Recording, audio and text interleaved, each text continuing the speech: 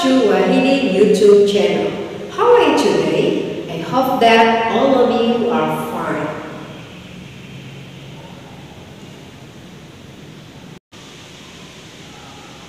The previous meeting you have learned about present perfect simple versus past simple.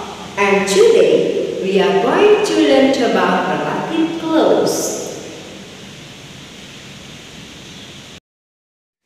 The goal of learning, the students are able to identify and apply the usages and structures of relative clause based on the context. Oke kelas, pada pertemuan kali ini kita akan membahas tentang defining relative clause atau adjective clause, di mana relative clause ini merupakan anak kalimat atau dependent clause dari sebuah kalimat kompleks atau complex sentence. Apa sih complex sentence itu? Complex sentence is a sentence that contains an independent clause and one or more dependent clauses. An independent clause can stand alone as a sentence, but a dependent clause, even though it has a subject and a verb, cannot stand alone. Jadi kalimat kompleks itu adalah sebuah kalimat yang ada atau memiliki induk kalimat atau main clause atau independent clause dan satu atau lebih anak kalimat atau disebut dependent clause ataupun subordinate clause.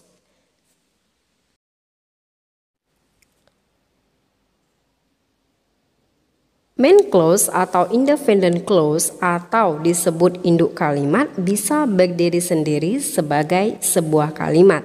Tetapi anak kalimat meskipun ia memiliki subjek dan verb, tapi dia tidak bisa berdiri sendiri karena tidak memiliki makna yang utuh.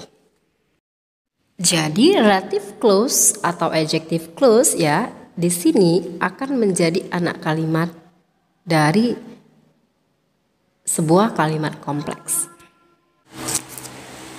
Okay. These are the examples of complex sentence Perhatikan kalimat berikut ini adalah kalimat complex sentence dengan anak kalimatnya adalah adjective clause atau relative clause, di mana ditandai ada dua kata kerja, berarti ini bukan kalimat simple sentence atau kalimat sederhana. Kalimat yang ditandai dengan warna hitam itu adalah main clause-nya, sedangkan kalimat yang berwarna hijau itu adalah relative clause atau adjective clause-nya.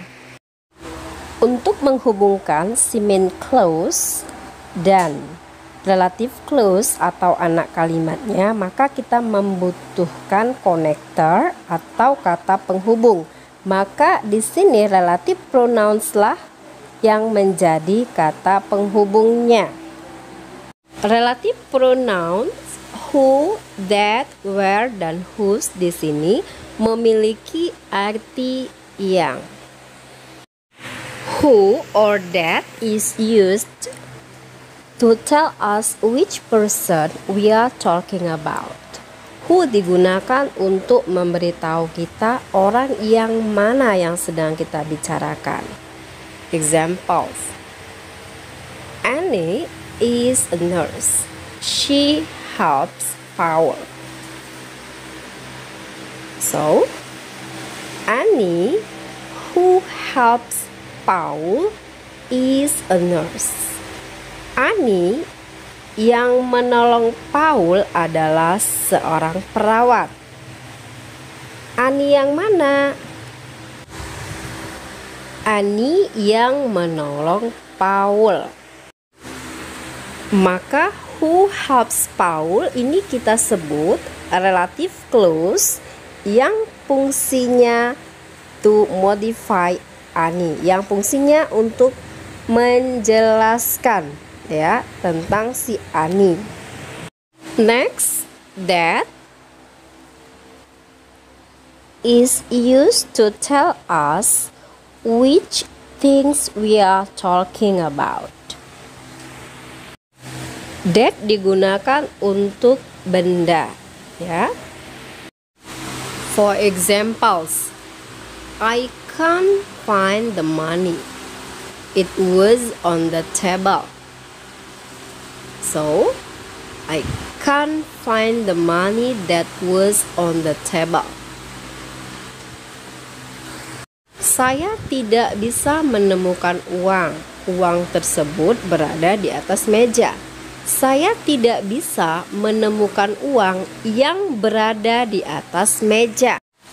Maka that was on the table ini sebagai anak kalimatnya atau yang disebut relative clause. Sedangkan I can't find the money ini disebut dengan main clause. Next, where is used to tell us which place we are talking about. Oke, selanjutnya adalah where ya, yang digunakan untuk merujuk kepada tempat. Examples.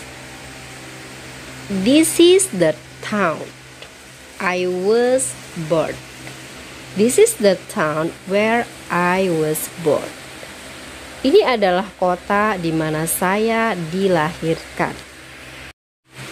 Oke, where di sini artinya di mana ya? Bukan yang, tapi dia tetap menjadi relative clause ya, menjelaskan tentang the town. Ini adalah kota. Kota yang mana? Kota di mana saya dilahirkan. The last one is whose. Whose is used to tell us about possession or possessive ya. Whose digunakan untuk menyatakan kepemilikan. Examples. The boy is my classmate. His father is a doctor. The boy is my classmate whose father is a doctor. Anak laki-laki itu adalah teman sekelas saya yang ayahnya adalah seorang dokter. Whose father is a doctor ini adalah relative clause atau anak kalimat dari si main clause the boy is my classmate. His father di sini ya merujuk kepada possessive. His merupakan possessive adjective, maka his bisa diganti menjadi whose lalu diikuti nounnya father ya. Whose father is a doctor ini merupakan relative clause dari main clause the boy is my classmate. Jadi relative clause itu diletakkan sedekat mungkin dengan benda yang ingin kita jelaskan ya.